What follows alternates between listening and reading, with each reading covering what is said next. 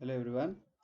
आज चाहिँ हामी ग्रेड 12 फिजिक्सको nature and propagation of light भन्ने टपिकको बारे स्टडी गर्न गइरहेको छौँ।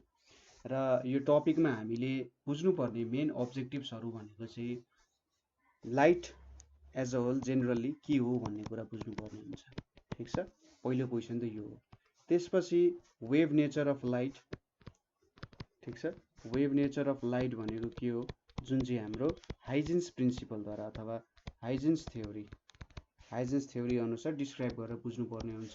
र यो अनुसार हाइजेन्स थ्योरी अनुसार चाहिँ हामीले रिफ्लेक्सन र रिफ्र्याक्सनलाई के गर्नुपर्ने हुन्छ, प्रुभ गर्नुपर्ने हुन्छ। ठिक छ, यो अर्को टपिक भयो। त्यसपछि हामीले लाइटको भेलोसिटी मेजर गर्ने। ठिक छ, जुन चाहिँ 3 लाख किलोमिटर पर सेकेन्ड भनेर भनिन्छ, त्यो कसरी गरिन्छ। So measurement of velocity of light, हामीले measurement of velocity of light गर्नुपर्ने हुन्छ। कुन मेथडबाट भन्दा एउटा भनेको फोकल्स मेथडबाट, दोस्रो भनेको चाहिँ माइकल्सन्स। ठिक छ, माइकल्सन्स मेथडबाट, यो दुईटाबाट हामीले गर्नुपर्ने हुन्छ। यहाँको इम्पोर्टेन्ट कुराहरू भनेको चाहिँ जेनरली हामीले रिफ्लेक्सन रिफ्र्याक्सन प्रुभ गर्ने कुराहरू एकदमै इम्पोर्टेन्ट छ। त्यसपछि फोकल्स मेथड र माइकल्सन्स मेथड पनि इम्पोर्टेन्ट छ। एक्जाम पोइन्ट अफ भ्यूबाट यो चारवटा कुराहरू चाहिँ एकदमै इम्पोर्टेन्ट छ। तर माथिबाट बिल्डअप हुँदै जान्छ कुराहरू होइन, बिस्तारै हामीले वेभ फ्रन्टहरू, किनभने वेभ फ्रन्ट बुझिएन के हो भन्ने कुरा बुझेन भने हामीले रिफ्लेक्सन र रिफ्र्याक्सनको कुराहरू पनि बुझ्न सक्दैनौँ। त्यसै गरी यो कुराहरू चाहिँ फोकल्स मेथड र माइकल्सन्स मेथडहरूमा नि जोडिन जान्छ है। सो त्यो भएर सबै कुराहरू बुझ्न जरुरी छ। सुरुमा थोरै इन्ट्रोडक्सन गरौँ। टपिक के छ भने हाम्रो nature and propagation of light. Nature भनेपछि प्रकृति, लाइटको अथवा प्रकाशको प्रकृति कस्तो छ भन्ने कुरा भयो होइन। अर्को भनेको प्रोपागेसन। प्रोपागेसन भनेपछि जसरी तपाईँ बाटोमा हिँड्नु पर्यो भने होइन, हिँड्नु पर्यो भने खुट्टाको प्रयोग गर्नुहुन्छ, लाइटको खुट्टा भनेको चाहिँ के हो त भन्ने कुरा पढ्ने जस्तो हो है। सो जेनरली अप्टिक्स भन्ने एउटा ब्रान्च हुन्छ फिजिक्समा। ठिक छ, अप्टिक्स ब्रान्च हो फिजिक्सको, जसले चाहिँ के को बारे स्टडी गर्छ त भन्दा अप्टिकल फेनोमेननहरूको बारे स्टडी गर्छ। र अप्टिकल फेनोमेनन भनेपछि लाइटसँग रिलेटेड के फेनोमेननहरू चाहिँ हामीले नेचरमा अब्जर्भ गर्न सक्छौँ त, त्यो कुराहरू बारे स्टडी गर्छ। जस्तै हामीले देख्न सक्ने भनेको रिफ्लेक्सन देखिरहेको हुन्छौँ लाइटको, त्यसै गरी रिफ्र्याक्सन देखिरहेको हुन्छौँ। ठिक छ, रिफ्लेक्सन रिफ्र्याक्सन, र अर्को कुरा भनेको डिस्पर्सन देखिरहेको हुन्छौँ होइन, डिस्पर्सन देखिरहेको हुन्छौँ। अर्को भनेको इन्टरफियरेन्स देखिरहेको हुन्छौँ। ठिक छ, इन्टरफियरेन्स देख्छौँ जब कुनै पानी अथवा पानीको फोका हुन्छ नि, वाटर बबलहरूमा हामीले इन्टरफियरेन्स देख्छौँ। सपोज तपाईँले तेल चाहिँ पानीमा खनाउनु भयो भने त्यति बेला इन्टरफियरेन्स देख्छौँ। त्यसै गरी डिफ्र्याक्सन, सानो एकदमै सानो दुलोबाट जुन चाहिँ लाइटको वेभलेन्थसँग कम्पेरेबल छ, जब त्यो स्लिटबाट लाइट पास हुन्छ त्यति बेला हामीले डिफ्र्याक्सनको फेनोमेननहरू पढ्छौँ। इन्टरफियरेन्स डिफ्र्याक्सन, अब पोलराइजेसन भन्ने पनि छ, त्यो अब अलिकति छुट्टै टपिक छ हाम्रो। तर जेनरली हामीले यो कुराहरू चाहिँ नेचुरली अब्जर्भ गरिरहेको हुन्छौँ है। यो चाहिँ हामीले हाम्रो नेकेड आईले नै देख्न सक्ने फेनोमेननहरू हो। हामीसँग सेपरेट च्याप्टर छ इन्टरफियरेन्स डिफ्र्याक्सनको लागि, पोलराइजेसनको लागि। सो यो टपिकमा हामीले जेनरली धेरै डिस्कस गर्दैनौँ। सो यो भयो हाम्रो अप्टिक्स भनेको। अप्टिक्स भनेको अप्टिकल फेनोमेननहरूको बारे स्टडी गर्ने ब्रान्च अफ फिजिक्स रहेछ। अब अप्टिक्सलाई दुईटा भागमा विभाजन गरिन्छ। एउटा भनेको चाहिँ रे अप्टिक्स भनिन्छ, एउटा भनेको रे अप्टिक्स भयो। अर्को भनेको चाहिँ के भन्छ त, फिजिकल अप्टिक्स अथवा फिजिकल लेखौँ ल, फिजिकल अप्टिक्स, यसलाई अर्को नाममा चाहिँ वेभ अप्टिक्स भनेर पनि भन्छ। ठिक छ, रे अप्टिक्स अथवा फिजिकल अप्टिक्स। हामीले सानो क्लासमा पढ्ने भनेको चाहिँ जेनरली रे अप्टिक्सहरूको बारे पढ्थ्यौँ, र कन्भेक्स कन्केभ मिररहरूमा रिफ्लेक्सन रिफ्र्याक्सनहरूको बारे पढ्दा पनि हामीले रे अप्टिक्सको बारे पढ्थ्यौँ। सो रे अप्टिक्सले चाहिँ जेनरली के भन्छ भन्दा लाइट भनेको चाहिँ के हो त, रेज हो भनेर भन्छ। ठिक छ, रे अप्टिक्सले लाइट भनेको रेज हो भन्छ। अनि रे भनेको चाहिँ के हो त, रे भनेको एउटा स्ट्रेट लाइन हो। ठिक छ, रे भनेको एउटा स्ट्रेट लाइन हो जुन चाहिँ एउटा पोइन्टदेखि अर्को पोइन्टमा हुन्छ। स्ट्रेट लाइनलाई डिफाइन गर्दा हामीले दुईटा पोइन्ट जसरी भए पनि चाहिन्छ, दुईटा पोइन्ट बीचको डिस्टेन्सलाई चाहिँ के भन्छ त स्ट्रेट लाइन भनेर भन्छ। कुनै पनि दुईटा पोइन्ट तपाईले लिनुभयो भने त्यहाँबाट जहिले पनि एउटा सिंगल इन्डिपेन्डेन्ट, यदि मैले एउटा सिंगल लाइन मात्रै पास गराउन सक्छु कुनै पनि दुईटा पोइन्टबाट हैन, र अर्को लाइन पनि त्यहाँबाट पास हुन्छ भन्नुको मतलब के भयो त त्यो दुईटा लाइन चाहिँ सेम हो अथवा कोलिनियर हो भन्न सकिन्छ। सो रे अप्टिक्सले चाहिँ के गर्छ त geometry of straight lines, geometry of straight lines द्वारा चाहिँ के गर्छ त विभिन्न फेनोमेननहरुको बारे स्टडी गर्छ। ठीक छ, स्ट्रेट लाइन्स को प्रपर्टीहरु द्वारा स्ट्रेट लाइन्सलाई डिस्क्राइब गरेर हुन्छ नि हामीले कति प्रपर्टीजहरु पढाएको छौं स्ट्रेट लाइन्सहरु सम्बन्धी। जियोमेट्रीमा जुन हामीले 9 10 मा जियोमेट्रीको थ्योरम्सहरु गर्थ्यौं, सायद 11 मा गर्छौं कि गर्दैनौं। ठीक छ, 11 मा गर्ने प्रब्लम्सहरु पनि ट्रिग्नोमेट्रीको प्रब्लम्सहरु पनि जेनरली हामीले स्ट्रेट लाइन्सहरु सम्बन्धी गर्थ्यौं। सो यो स्ट्रेट लाइन्सहरुको विभिन्न प्रपर्टी द्वारा हामीले लाइटको प्रपर्टीलाई डिफाइन गर्थ्यौं। रे भनेको एउटा स्ट्रेट लाइन हो भनेर सपोज गरेर यसरी हामी यसरी रे भनेर देखाउँथ्यौं नि, यो रेजहरु भनेर हो यसरी स्ट्रेट लाइन कुनै एउटा सर्टेन डाइरेक्सनमा गएको स्ट्रेट लाइनलाई चाहिँ रे भनेर भनिन्छ। सो रे अप्टिक्सबाट चाहिँ हामीले डिस्क्राइब गरेको फेनोमेननहरु, ठीक छ, रे अप्टिक्सबाट डिस्क्राइब गरेको के फेनोमेनन थियो भन्दा rectilinear propagation of light describe गरेका थियौं। रेक्टिलिनियर प्रोपागेसन अफ लाइटले के भन्छ भन्दा लाइट चाहिँ जहिले पनि एउटा स्ट्रेट लाइनमा ट्राभल गर्छ भनेर भन्छ हैन। र यसको मलाई लाग्छ क्लास 10 मा एउटा सानो एक्सपेरिमेन्ट पनि गराएको थियौं। सपोज यहाँनेर एउटा स्लिट छ, सपोज कार्डबोर्ड छ, यहाँनेर अर्को कार्डबोर्ड छ, यो दुईटामा ठ्याक्कै दुलो छ, यहाँनेर मैले एउटा लाइटको सोर्स राखे अरे, ठीक छ, एलएस लेखे मैले लाइटको सोर्सलाई, र यहाँनेर तपाईले चाहिँ हेरिराख्नु भएको छ, यसलाई अब्जर्भ गरिराख्नु भएको छ। सपोज यो कार्डबोर्ड र यो दुलो एउटै डाइरेक्सनमा छैन भने के हुन्छ त यहाँबाट आएको लाइट चाहिँ तपाईको आँखासम्म पुग्न सक्दैन। ठीक छ, यो चाहिँ ठ्याक्कै दुलोहरु एउटा स्ट्रेट लाइन, एउटा दुईटा पोइन्ट जस्तो कनेक्ट गर्ने। सो यो दुईटा स्ट्रेट लाइन यो तीनटा चाहिँ एउटै लाइनमा भएन भने, ठीक छ, दुईटा त जहिले पनि एउटा स्ट्रेट लाइनमा हुन्छ। मैले यसलाई अलिकति माथि सार्दिए भने यसरी यो पोइन्ट र यो पोइन्ट पनि स्ट्रेट लाइनमा हुन्छ। तर यहाँनेर के कन्सिडर गर्छ भने सपोज यो लाइटको सोर्स र यो दुईटा पोइन्टहरु चाहिँ एउटा स्ट्रेट लाइनमा छैन भने हामीले यो लाइटलाई देख्न सक्दैनौं। तर यदि हामीले जब यो तीनटैले एउटा स्ट्रेट लाइनमा राख्छौं त्यति बेला यो लाइटलाई अब्जर्भ गर्न सक्छौं। सो यसले के डिस्क्राइब गर्न सक्छ भन्दा लाइट चाहिँ जहिले पनि एउटा स्ट्रेट लाइनमा ट्राभल गर्दो रहेछ भन्ने कुरा थाहा पाउन सक्छौं। यसलाई नै के भन्छ रेक्टिलिनियर प्रोपागेसन अफ लाइट। त्यसैगरी अर्को फेनोमेनन हामीले रिफ्लेक्सनलाई पनि डिफाइन गरेका थियौं हैन। रिफ्लेक्सन पनि रे अप्टिक्स द्वारा हेरेका थियौं र रिफ्र्याक्सन पनि हामीले रे अप्टिक्स द्वारा। हामीले लेन्सेसहरुको बारे पढ्दा सायद क्लास 11 मा स्टडी गरेका थियौं हैन। लेन्सेसहरु कन्केभ लेन्स, कन्भेक्स लेन्स र क्लास 10 मा पनि स्टडी नै गरे हो हैन लेन्सहरुको बारेमा। यहाँ पनि रे अप्टिक्स द्वारा नै हामीले डिस्क्राइब गर्थ्यौं। यो भयो हाम्रो रे अप्टिक्सको कुराहरु। सो तर रे अप्टिक्सको एउटा बेफाइदा भनेको के भयो भन्दा यसले हामीले माथि डिस्क्राइब गरेको फेनोमेननहरु यो फेनोमेननहरु चाहिँ डिस्क्राइब गर्न सकिन्न। लाइटको इन्टरफेरेन्स कसरी हुन्छ, डिफ्र्याक्सन कसरी हुन्छ, लाइटको डिस्पर्सन कसरी हुन्छ जस्तो कुराहरु, डिस्पर्सन त अलिअलि डिस्क्राइब गर्न सक्छ तर जेनरली इन्टरफेरेन्स, डिफ्र्याक्सन, पोलराइजेसन जस्तो फेनोमेननहरुमा चाहिँ यसको केही पनि तुक लाग्न सकेन, यसले डिस्क्राइबै गर्न सकेन। ठीक छ, सो यसको बारे चाहिँ कसले डिस्क्राइब गर्न सक्यो त भन्दा वेभ अप्टिक्स अथवा फिजिकल अप्टिक्सले डिस्क्राइब गर्न सक्यो।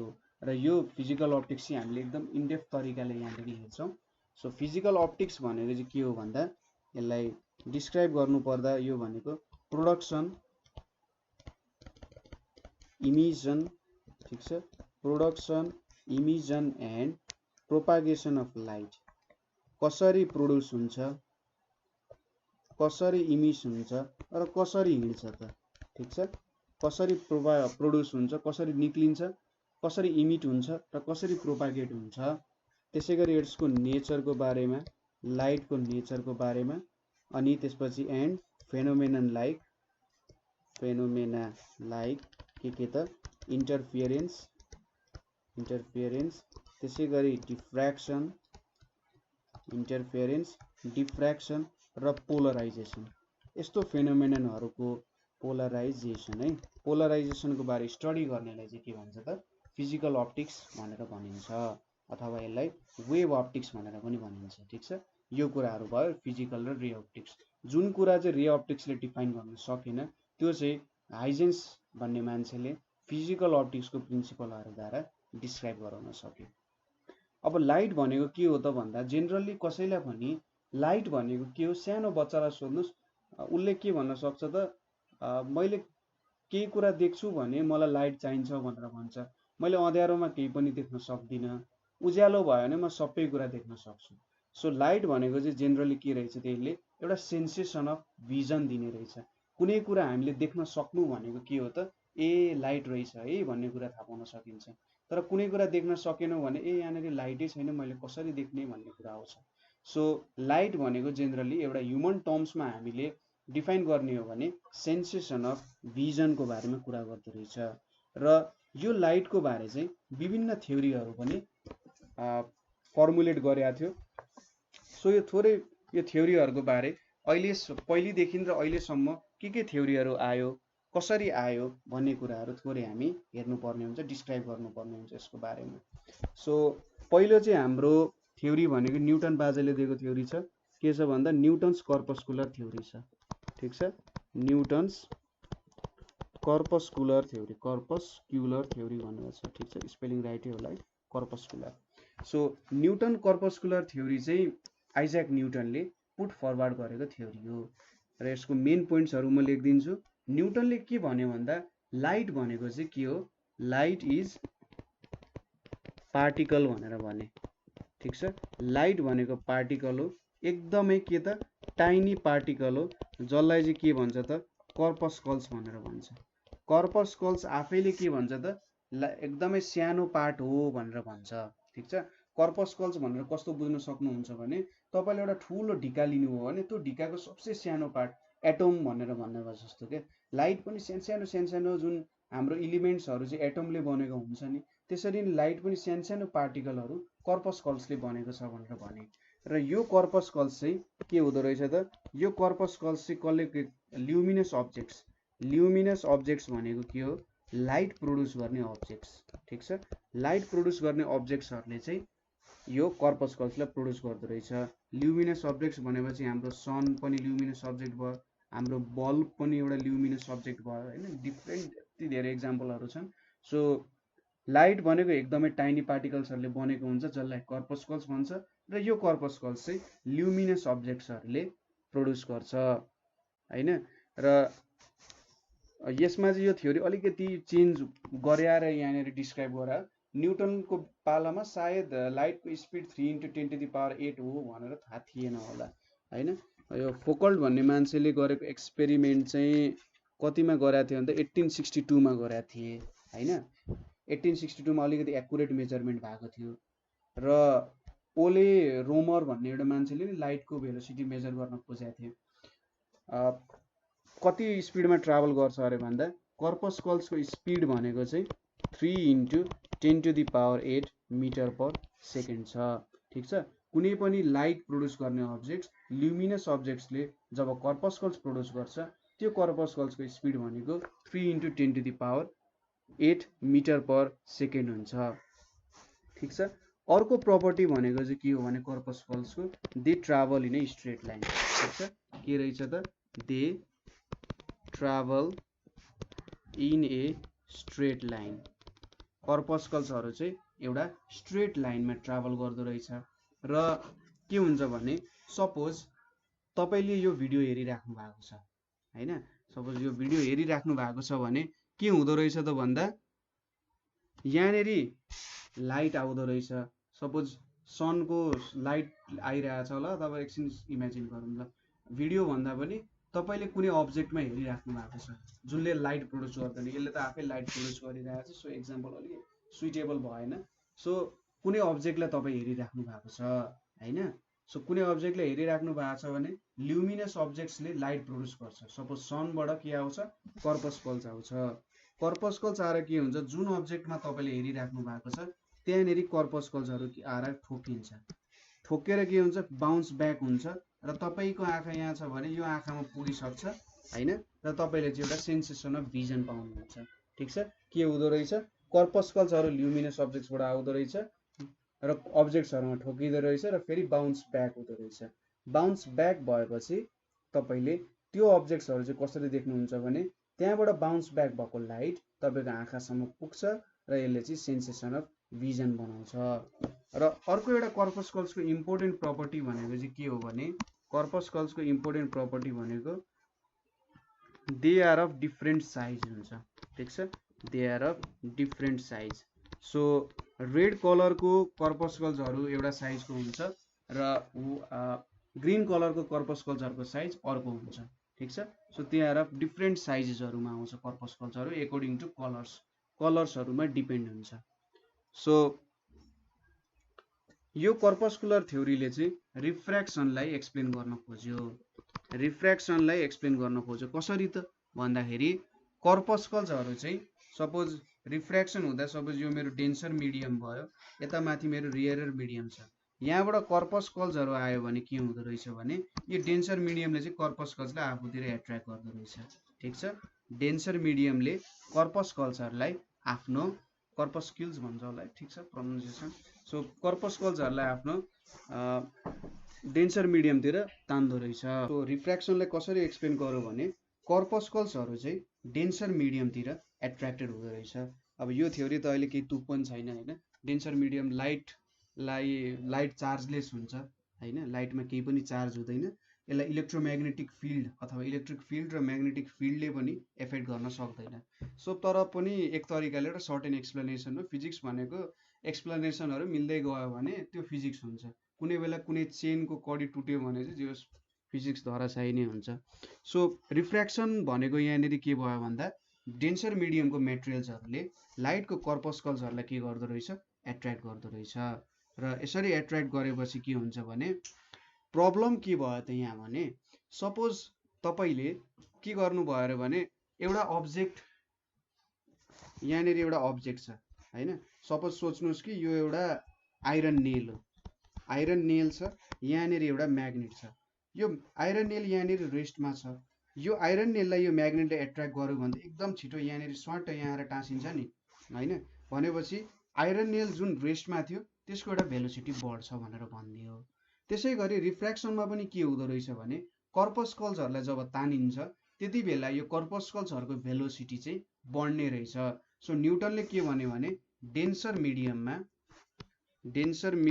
चाहिँ भेलोसिटी हाई हुन्छ रेयरर मिडियम भन्दा ठीक छ डेन्सर मिडियममा कर्पस्कल्सहरुलाई एट्र्याक्सन हुन्छ एट्र्याक्सन भएपछि यहाँनेरि यिनीहरुलाई चाहिँ के हुने रहेछ त भेलोसिटी हाई हुने रहेछ रेयरर मिडियममा त त्यस्तो एट्र्याक्सन हुँदैन सो यहाँनेरि भेलोसिटी कम हुन्छ हैन सो डेन्सर मिडियममा हाई भेलोसिटी हुन्छ रेयरर मिडियममा चाहिँ लो भेलोसिटी हुन्छ भनेर न्युटनको कर्पस्कुलर थ्योरीले भन्यो तर यो कुरा त पछि के भयो फल्स हुन गयो डेन्सर मिडियममा चाहिँ लाइटको भेलोसिटी घट्दो रहेछ हैन भन्ने कुरा थाहा भयो त्यसैगरी यो थ्योरीले चाहिँ इन्टरफियरेन्स डिफ्र्याक्सन पोलराइजेसन जस्तो जुन हाम्रो लाइटको नेचर सम्बन्धी रिलेटेड कुराहरु आएको थियो त्यो कुराहरुलाई पनि एक्सप्लेन गर्न सकेन सो यो थ्योरी चाहिँ इनकम्प्लिट भयो इनएकुरेट पनि भयो र जे होस् अहिले हामीले यहाँनेर एउटा सानो हेडिङमा मात्रै पढिरहेका छौं किन न्युटन बाजीले बनाएको हैन त्यो थ्योरी त त्यो बेलामा खत्रै थियो होला नि सो अर्को कन्सेप्ट के आयो भने त्यसपछि हामीले यहाँनेर एक्सटेन्सिभली हेर्ने थ्योरी भनेको हाइजेन्स वेभ थ्योरी भनेर आयो ठीक छ यहाँनेर थोरै म यसको बारे एउटा स्केलेटल तरिकाले मात्रै बुझाउँछु Huygens wave theory so Huygens wave theory चाहिँ एकजना क्रिस्चियन हाइजिन भन्ने मान्छेले चाहिँ HUIGEN हाइजिनै भन्छ होला अब यो फ्रेन्च नेमहरु प्रोनाउन्स गर्न अलि गाह्रो नै हुन्छ सो क्रिस्चियन हाइजिन भन्ने डच पो रहेछ त डच मान्छे होल्यान्डमा चाहिँ युरोपियन मान्छेको नै गाह्रै हुँदो रहेछ है सो 1690 तिर चाहिँ यो थ्योरी प्रपोज गरेको थिए हैन अब यो थ्योरीले के भन्नु भन्दा लाइटहरु त्यस्तो पार्टिकल पनि होइन त्यो एउटा रेज पनि होइन हैन एउटा पार्टिकल पनि होइन रेज पनि होइन तर कसरी डिस्क्राइब गर्यो भने जसरी हामीले कुनै पनि एउटा स्टिल पोन्डमा अथवा पानीमा हामीले कुनै ढुङ्गा हाल्यौं भने के हुन्छ त्यहाँनेरि डिस्टर्बेन्सहरु प्रोड्युस हुन्छ र त्यो डिस्टर्बेन्स चाहिँ के हुन्छ, यसरी फैलिँदै फैलिँदै फैलिँदै जान्छ। ठिक छ, फैलिँदै जान्छ।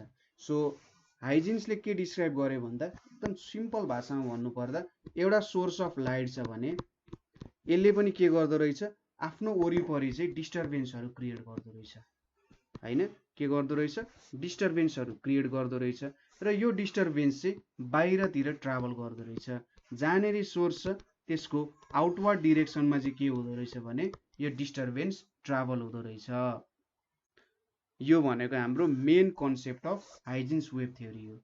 जसरी पोन्डमा डिस्टर्बेन्सहरू सबै डिरेक्सनमा ट्राभल भइरहेको हुन्छ नि, एउटा पोन्डलाई मैले 2D को केस सपोज गर्ने हो भने एउटा सर्कुलर फर्ममा ट्राभल गरिरहेको हुन्छ हैन। यहाँनेरि चाहिँ पनि अब डिफ्रेन्ट वेभ फ्रन्टहरू हुन्छन्, यसको बारे हामी बिस्तारै पढिहाल्छौँ। सो डिस्टर्बेन्सहरू सबै डिरेक्सनमा के गर्दो रहेछ, ट्राभल गर्दो रहेछ। As a form of disturbance सबै डिरेक्सनमा ट्राभल गर्दो रहेछ। सो यसले एउटा वेभको कन्सेप्ट दियो।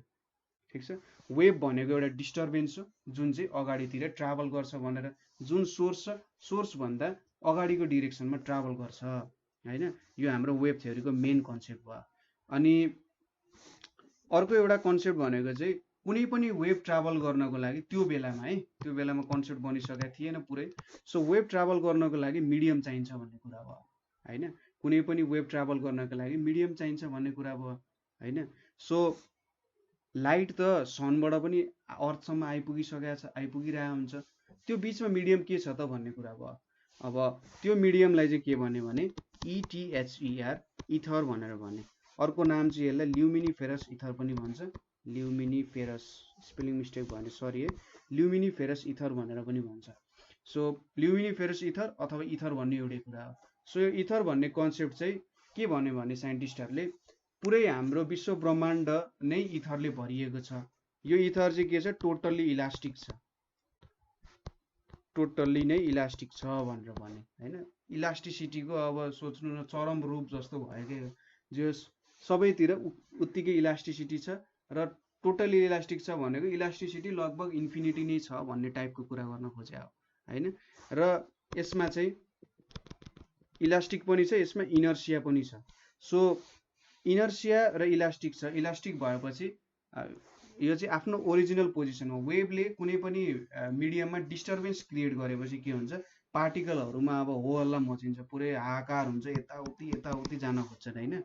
र इलास्टिक प्रपर्टीले चाहिँ के गर्छ भने केही भएको छैन, आफ्नै ओरिजिनल पोजिसनमा फर्की भनेर भनिदिन्छ हैन। सो फेरि उनीहरू चाहिँ केही समयपछि आफ्नो ओरिजिनल पोजिसनमा फर्किन सक्छन् र यो सबैतिर इक्वली डिस्ट्रिब्युट छ भनेर भन्यो। अब हाइजिन्सले चाहिँ के भन्यो भन्दा लाइट पनि एउटा लङ्गिट्युडनल वेभ हो भनेर भनिदिए, गल्ती गरिदिए। अब त्यो बेलामा त खत्रै भयो, तर लाइट एउटा लङ्गिट्युडनल वेभ हो भनेर डिस्क्राइब गरिदिए। पछि चाहिँ फ्रेजनल भन्ने मान्छेले पोलराइजेसनको कन्सेप्टबाट, जुन हामी पछिको च्याप्टर्सहरूमा पढ्छौँ, के प्रुभ गरिदियो भने लाइट एउटा ट्रान्सभर्स वेभ हो भनेर प्रुभ गरिदिए। तर पनि हाइजिन्सको वेभ थ्योरी भनेको चाहिँ एकदमै धेरै कुराहरूमा डिस्क्राइब गर्नको लागि युज भयो। जस्तै इन्टरफियरेन्सको फेनोमेननलाई पनि डिस्क्राइब गर्न सक्यो, त्यसै गरी डिफ्र्याक्सनको फेनोमेननलाई पनि डिस्क्राइब गर्न सक्यो, त्यसै गरी डिस्पर्सनहरूको फेनोमेननहरूलाई पनि, रिफ्र्याक्सनको फेनोमेननहरूलाई पनि मजाले डिस्क्राइब गर्न सक्यो है। र यो चाहिँ अझै पनि हामीले जस अबको च्याप्टरहरूमा वेभ थ्योरीकै कन्सेप्ट युज गरेर पढ्छौँ। त्यसपछि आयो इएम थ्योरी। इएम थ्योरी भनेको चाहिँ इलेक्ट्रोम्याग्नेटिक थ्योरी। यो चाहिँ एउटा जेम्स क्लर्क म्याक्सवेल भन्नेले लगभग 1860 मा निकालेको थ्योरी हो। र यो थ्योरी चाहिँ हाम्रो फ्याराडे भन्ने मान्छेले सोचेको थिए, तर फ्याराडेमा म्याथमेटिकल नलेज थिएन हैन। सो त्यो म्याथमेटिकल नलेज नभएपछि के भयो भन्दा तिनले डिस्क्राइब गर्न सकेनन्। फ्याराडेले पनि के भन्थे त, लाइट भनेको चाहिँ एउटा इलेक्ट्रिक र म्याग्नेटिक फिल्ड दुईटा मिलेर बनेको कुरा होला भनेर भन्थे। र म्याक्सवेल चाहिँ तिनकै स्टुडेन्ट थिए हैन। म्याक्सवेल जस फ्याराडेलाई भेटिरहेको थिए, तिनीसँग आफ्नो कुराहरू गरिरहेको थिए। र म्याक्सवेलले 1860 मा चाहिँ लाइट भनेको एउटा इलेक्ट्रोम्याग्नेटिक वेभ हो भनेर डिस्क्राइब गरेर एउटा थ्योरी निकाले, जसलाई चाहिँ इलेक्ट्रोम्याग्नेटिक वेभ थ्योरी भन्छ। सायद ब्याचलर्समा तपाईँहरूले चाहिँ यसको बारेमा अलिक इनडेप्थ कुराहरू पढ्नुपर्ने हुन्छ। सबै म्याक्सवेल इक्वेसन्सहरू डेराइभ गर्ने, त्यसपछि त्यसलाई विभिन्न फर्ममा रिप्रेजेन्ट गर्ने कुराहरू पनि हामीले ब्याचलर्सको इन्जिनियरिङ होस् अथवा तपाईँले बिएससी पढ्नुभयो भने होइन, इन्जिनियरिङ बिएससीहरूमा चाहिँ तपाईँहरूले म्याक्सवेल्सको थ्योरीलाई मजाले डिस्क्राइब गर्नुपर्ने हुन्छ, पढ्नुपर्ने हुन्छ है। र सिम्पल कुरा के डिस्क्राइब गरेँ भने लाइट भनेको चाहिँ इलेक्ट्रिक फिल्ड र म्याग्नेटिक फिल्ड जब पर्पेन्डिकुलरली भाइब्रेट हुन्छ, सपोज यो मैले एउटा यसरी वेभ लिएँ अरे, यो भनेको हाम्रो इलेक्ट्रिक फिल्ड भयो अरे। अब म्याग्नेटिक फिल्ड के हुँदो रहेछ, यसरी पर्पेन्डिकुलरली भाइब्रेट भयो अरे, ठिक छ। अलि राम्ररी बनिएन होला फिगर, जे होस् एउटा कुरा बुझाउन खोज्यो। सो इलेक्ट्रिक फिल्ड यो डिरेक्सनमा भाइब्रेट भइरहेछ भने म्याग्नेटिक फिल्ड यो डिरेक्सनमा भाइब्रेट भइरहेछ, एक अर्काको पर्पेन्डिकुलर भाइब्रेट हुन्छ। र यहाँबाट एउटा वेभ निस्किन्छ लाइट, यहाँबाट निक्लिने एउटा लाइट वेभ छ जुन चाहिँ यो दुईटैसँग पर्पेन्डिकुलर हुन्छ, ठिक छ। यो चाहिँ हाम्रो म्याक्सवेलको थ्योरी भयो। र म्याक्सवेलको थ्योरीमा जुन तिमीले 5वटा इक्वेसन डेराइभ गरे, 5वटा कि 4वटा हो सायद, 4वटा होला, 4वटा होला, 4वटा इक्वेसन डेराइभ गरे। त्यो 4वटा इक्वेसनमा त के देखियो भने अरे लाइट त भ्याक्युममा पनि ट्राभल गर्न सक्दो रहेछ, एक तरिकाले हेर्दा भ्याक्युममा पनि लाइट ट्राभल गर्न सक्दो रहेछ। र भ्याक्युममा लाइटको स्पिड चाहिँ 3 × 10⁸ मिटर पर सेकेन्ड चाहिँ म्याक्सवेलले थ्योरिटिकल्ली नै प्रुभ गरिदिए त्यो बेलामा, ठिक छ। लाइटको भेलोसिटी भ्याक्युममा 3 × 10⁸ हुन्छ भनेर त्यो बेलामा प्रुभ गरिदिए। र हर्ट्ज भन्ने मान्छे, हर्ट्ज भन्ने जुन हाम्रो फ्रिक्वेन्सीको युनिटवाला छ नि, त्यो चाहिँ हर्ट्ज भन्ने वैज्ञानिकको नाममा दिएको हो। हर्ट्ज भन्ने मान्छेले चाहिँ के प्रुभ गरिदियो भन्दा ए लाइटको भेलोसिटी चाहिँ 3 × 10⁸ हुँदो रहेछ है भनेर प्रुभ गरिदिए। अब त्यसपछि आयो क्वान्टम थ्योरी। सो म्याक्सवेलको थ्योरीले धेरै कुराहरू डिस्क्राइब गर्न सक्यो, तर फोटो इलेक्ट्रिक इफेक्टहरू, फोटो इलेक्ट्रिक इफेक्ट, त्यसै गरी थर्मआयोनिक इमिसन भनेर भन्छ, थर्म आयोनिक इमिसन, तर यो कुराहरू चाहिँ EMISSION है, थर्मआयोनिक इमिसन। सो यो कुराहरू चाहिँ डिस्क्राइब गर्न सकेन, फोटो इलेक्ट्रिक इफेक्टहरू र थर्मआयोनिक इमिसन्सहरू होइन। फोटो इलेक्ट्रिक इफेक्टको बारे हेर्नको लागि हाम्रो क्लास 12 को प्लेलिस्ट छ जहाँनिर फोटोन्सहरूको कुरा छ। सो त्यो फोटोन्समा भिजिट गरेर फोटो इलेक्ट्रिक इफेक्टको बारे हेर्नु होला है। फोटो इलेक्ट्रिक इफेक्ट भनेको सिम्पल भाषामा भन्नुपर्दा जब लाइटले चाहिँ कुनै मेटलमा स्ट्राइक गर्छ त्यहाँनिरबाट इलेक्ट्रोन्सहरू बाहिर आउँदो रहेछ होइन। थर्मआयोनिक इमिसन भनेको पनि त्यस्तै फेनोमेना हो। सो यो कुराहरू डिस्क्राइब गर्न सकेन र क्वान्टम थ्योरीले आएर यो कुराहरू डिस्क्राइब गर्यो होइन। क्वान्टम थ्योरी चाहिँ यो हाम्रो आइन्स्टाइन बाजेले जे होस् EINSTIN आइन्स्टाइन बाजेले 1905 मा चाहिँ के गर्यो भन्दा फोटो इलेक्ट्रिक इफेक्टलाई डिस्क्राइब गर्ने थ्योरी निकाले होइन, जसलाई चाहिँ क्वान्टम थ्योरी भनेर भन्दा पनि फोटोनको कन्सेप्ट भनौँ। क्वान्टम थ्योरी चाहिँ म्याक्स प्ल्याङ्क भन्ने मान्छेले निकाले हो र म्याक्स प्ल्याङ्कको थ्योरीमा बेस्ड भएर आइन्स्टाइनले चाहिँ फोटोनको कन्सेप्ट निकाले होइन। लाइट चाहिँ पार्टिकल पनि हुनसक्छ है भनेर निकाले, तर त्यो पार्टिकल चाहिँ न्युटनको कर्पस्कुलर थ्योरी जस्तो चाहिँ होइन होइन। एक तरिकाले हो पनि एक तरिकाले होइन पनि होइन, डिफ्रेन्ट नेचर, यिनीहरूको नेचर अलिकति डिफ्रेन्ट छ, तर कहीँ चाहिँ न्युटन पनि राइटै रहेछन् है भन्ने कुरा पनि थाहा पाइन्छ यहाँबाट। सो फोटोनको कन्सेप्ट निकाले, E=hf भन्ने एउटा थ्योरम निकाले म्याक्स प्ल्याङ्कले। एफ भनेको चाहिँ फ्रिक्वेन्सी, एच भनेको प्ल्याङ्क्स कन्स्टेन्ट, इनर्जी पनि के हुँदो रहेछ त भन्दा प्याकेटको फर्ममा होइन। सो प्याकेटको फर्ममा ट्राभल हुँदो रहेछ, कहिले पनि इनर्जी चाहिँ जे पाए त्यही ह्याफहाजर्डली कन्टिन्युसली ट्राभल हुँदैन, सानो प्याकेटको फर्ममा इक्वल्ली डिस्ट्रिब्युट हुँदै जाँदो रहेछ, ठिक छ। इक्वल्ली डिस्ट्रिब्युट हुँदै हुँदै हुँदै त्यो चाहिँ एउटा ठुलो इनर्जीको रूपमा देखिँदो रहेछ भन्ने कुरा डिस्क्राइब गरिदिए। सो यहाँनिर क्वान्टम थ्योरी अथवा पार्टिकल नेचर अफ लाइट आयो। त्यसपछि डुअल नेचर अफ लाइट छ एउटा, डुअल नेचर अफ लाइट भन्ने रहेछ। So dual nature of light चाहिँ एकजना डी ब्रोग्ली भन्ने मान्छेले डिस्क्राइब गरे। अब कसैले भन्छ लाइट भनेको वेभ हो, कसैले भन्छ पार्टिकल हो। डी ब्रोग्ली भन्ने मान्छेले चाहिँ के भन्यो भन्दा होइन, लाइट भनेको वेभ पनि हो पार्टिकल पनि हो, लाइट दुई चिउरे छ भनेर भनिदिए। कहिले वेभ जस्तो हुन्छ, कहिले पार्टिकल जस्तो हुन्छ, सिचुएसन अनुसार उसले आफ्नो रङ बदल्न सक्छ भनेर डिस्क्राइब गरिदिए र त्यो अनुसार चाहिँ हामीले विभिन्न फेनोमेनाहरू डिस्क्राइब गर्न सक्यौँ। डुअल नेचरको बारे अलिकति भित्र छिर्नको लागि धेरै नै गाह्रो छ, किनभने क्वान्टम थ्योरीको बारे एक्सप्लेन गर्नुपर्ने हुन्छ र क्वान्टम थ्योरीको बारे एक्सप्लेन गर्दाखेरि धेरै नै प्रब्लम आउँछ, किनभने त्यसको म्याथमेटिक्स एक्सप्लेन गर्नको लागि अलिकति क्लास 12 को म्याथमेटिक्सले हामीले भ्याउन सक्दैनौँ है। तर तपाईँले यसको बारे इन्ट्रेस्ट छ भने हामीले कमेन्ट गर्नु होला, म तपाईँहरूलाई चाहिँ यस सम्बन्धी विभिन्न रिसोर्सेसहरू प्रोभाइड गर्न सक्छु है। सो यति कुराहरू चाहिँ के भयो भने हाम्रो लाइट सम्बन्धी विभिन्न थ्योरीहरू भयो, ठिक छ। सो आजको लागि यति नै। कतै तपाईँले बुझ्नु भएन अथवा कतै अझै बुझ्न मन छ भने हामीलाई कमेन्ट गर्न सक्नुहुन्छ। So thank you for watching.